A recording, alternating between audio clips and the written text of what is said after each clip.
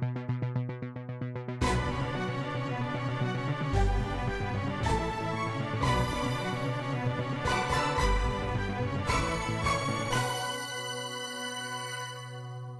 evening. Welcome to QUT Web News. Good evening.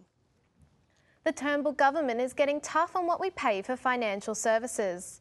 Among the promises, outlawing high charges on credit card use and forcing banks to hold more reserves. Today's announcement covered most of the recommendations of the Murray Review of Australia's financial system. A shake-up of Australia's financial system has been promised for years. Today, the Turnbull Government delivered. Unfair credit charges will be banned. Workers will have greater choice of super funds, and banks will have to retain extra funds to protect against any future GFC event. Mr. Turnbull wants to ensure trust in the financial system. All our banks, insurance companies, superannuation, the whole system, whole industry is safe and secure. The Australian Competition and Consumer Commission will oversee credit charges to ensure customers pay only when the transactions cost business. Surcharge fees typically are between 1% and 2% for major cards, bank cards that is, and the surcharge fees also extend beyond that for 2 to 3% for some of the other cards. And there'll be particular scrutiny on the top-end charges. But in some cases, in particular industries, surcharges can be upwards of 10%. Superannuation will also undergo reform, and workers will have more choice of default funds. Someone's superannuation contribution is their money. It's not the fund's money, it's not those who run the fund's money, it's the workers' money. It's hoped consumers will benefit from the greater competition in the finance industry.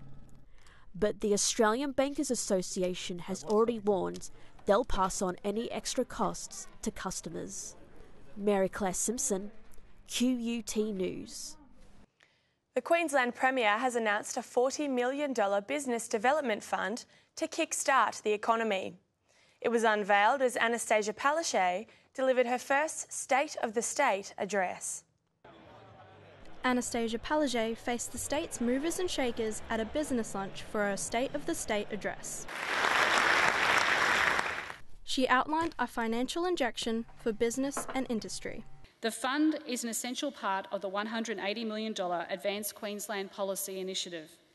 This is a $40 million fund that will help kickstart Queensland's next wave of startups. She said it was designed to attract investment and create jobs with new companies. However, I want to reassure those working the land and mining our rich resources, your efforts today are as important as they ever have been. The Premier hopes it will give businesses a new confidence. For good ideas, a minimum of $250,000 is now on the table, half from the state, half from co-investors. The state will invest up to a maximum of $2.5 million if the business idea is the right idea. Anastasia Palaszczuk has been under pressure over her government's relationship with controversial MP Billy Gordon. The latest poll results show Labor is falling behind the LNP. But today, it was all about the economy. Queensland opposition leader Lawrence Springborg says Labor is reviewing rather than doing, and that is causing Queensland to go backwards. But the Premier is confident she's on the right track. Giselle Gadella, QUT News. The NRL's Chief Executive Officer has quit. Dave Smith helped boost the popularity of rugby league, but was criticised for failing to get the best price for television coverage of the game.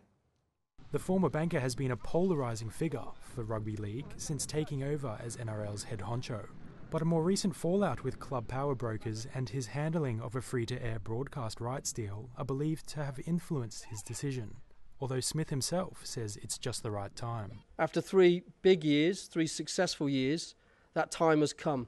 The NRL is currently attracting record-breaking numbers in membership, and Smith's satisfied he's done enough. The reason for that is that rugby league has just finished another unbelievable year with one of the biggest and best grand finals we've ever had. And colleagues agree, saying the NRL is now safer for players, broader in its appeal, and one of the most entertaining sports, thanks to Smith. Under his leadership and with his vision and drive, the Commission and his team in the NRL and others in the clubs and leagues have delivered a very long list of achievements. Grant is expected to take over as an interim CEO when Smith leaves at the end of November. Aaron Cronin, QUT News. Hundreds of doctors in Brisbane are calling for the immediate release of children from immigration detention centres. They held a protest meeting following similar action down south, but the Immigration Minister remains defiant.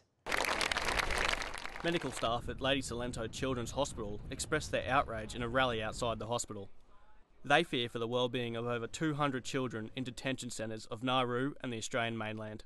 Children that we have treated here have had things like post-traumatic stress disorder, suicide attempts, self-harm, anxiety-related bedwetting, developmental delays and failure to thrive.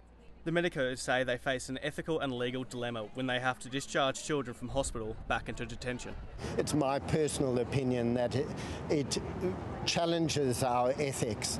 Earlier this month, Melbourne doctors refused to discharge asylum seeker children. Brisbane staff have not made the same threat, but it seems they hold similar views about children in detention. The government needs to close down Manus Island, close down Nauru. They should just free children out of detention centres. It's pretty simple. But the government isn't moved. Immigration Minister Peter Dutton says he understands the doctors' concerns, but these detention centres are necessary to stop the boats and prevent child casualties. So the health workers will continue their campaign to increase public awareness. Get the children out of detention, give them a life, bring them into a community where they can have a family. Eden Richards, QUT News. QUT researchers are trying to find out why so many young men have car crashes.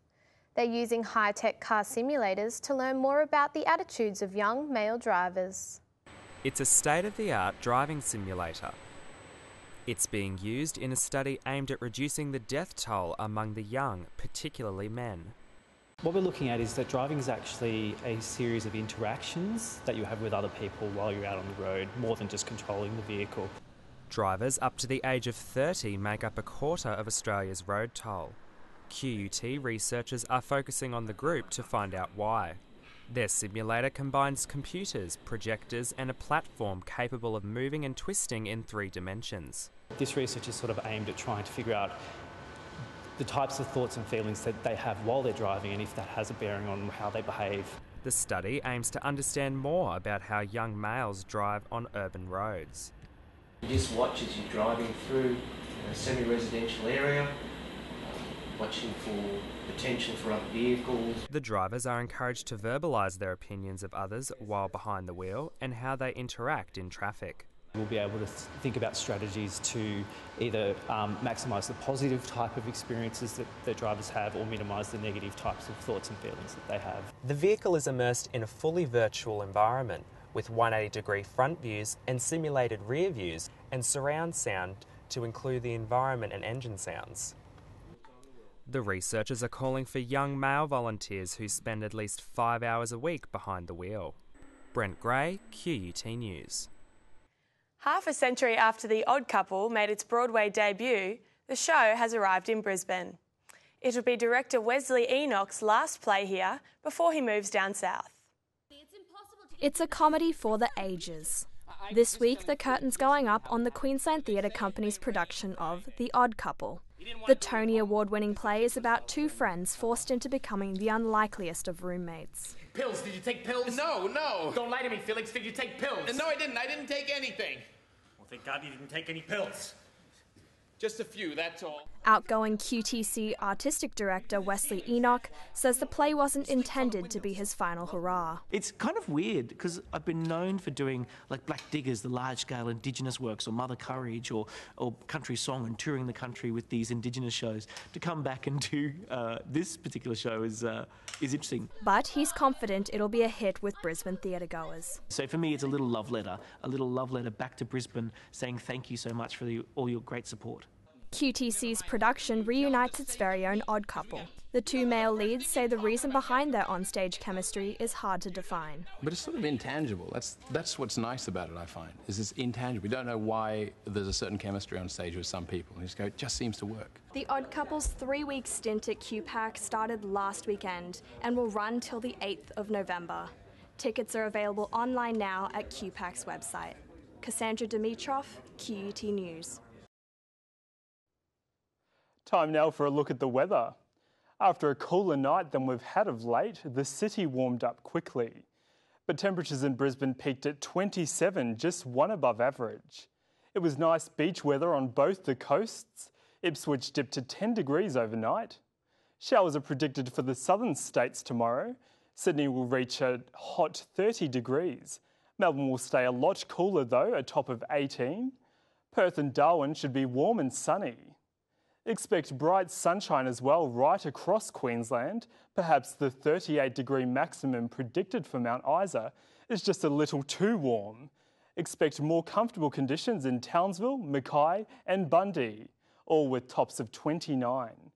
To the three-day outlook, more fine weather in Brisbane tomorrow, but storms are predicted for Thursday afternoon, which should clear early on Friday. That brings you up to date with the weather.